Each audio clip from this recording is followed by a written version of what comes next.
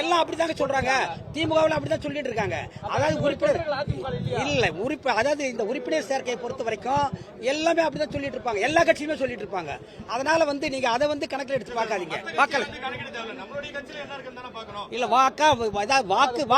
வாக்கு வங்கியை எல்லா கட்சிகளோட ஒப்பிட்டு வாக்கு வங்கியை பார்க்கிற போது எங்கள் அண்ணா திமுக இன்றைக்கும் சளைக்கவில்லை என்றுதான் என்னால் சொல்ல முடியும்.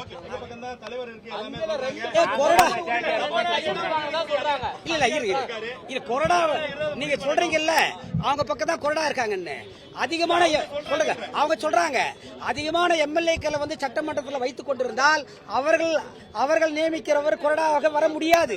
இது அரசியலமைப்பு சட்டத்திலே 10வது அட்டவணையிலே தெளிவா பாரா 2ல சொல்லி இருக்காங்க.